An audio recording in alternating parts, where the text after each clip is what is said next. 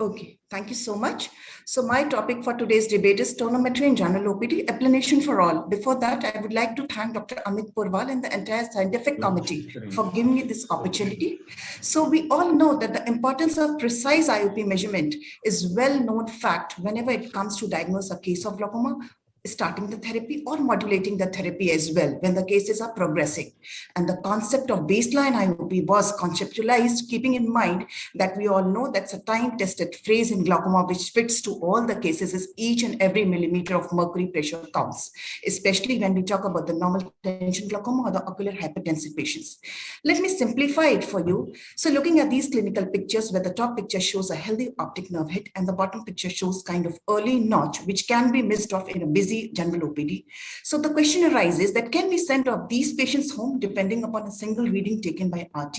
The answer might be yes or might be no. So let's have a look further ahead again. When we look at the pictures along with the detailed findings and the detailed examination, clinical examination, we see that none of these patients can be sent home on a single finding of RT. So now the decision changes clearly from yes to no.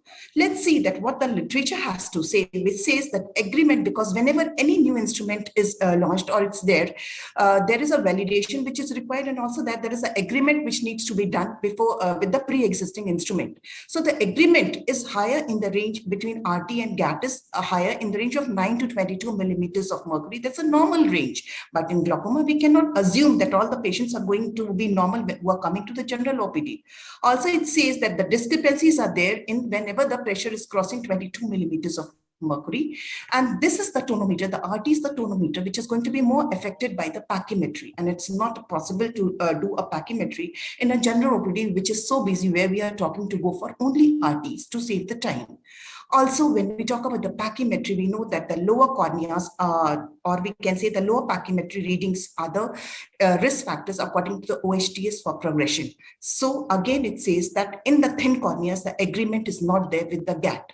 So now this is a very important point that the ISO standardization, that is 8612, it says that as long as the Goldmann tonometer is applicable, it should be used first of all for all reproducible IOP readings. Though the merits of RT being less cumbersome, especially useful in children and uncooperative patients, cannot be denied, but it can be used as a tool of mass screening in camps. But when a patient comes to a super specialty center, the accountability definitely increases, which makes GAT the gold standard, which can never be replaced by any other alternative when it comes to measure the only modifiable risk factor of permanent blinding conditions, that's IOP. So to summarize, I assert that applanation tonometry should be done for all the cases in general OPD, though the learning curve is definitely there. But as well said, that to become an expert from a novice, the case continuous practice and feedback, so the learning curve can be overcome by it.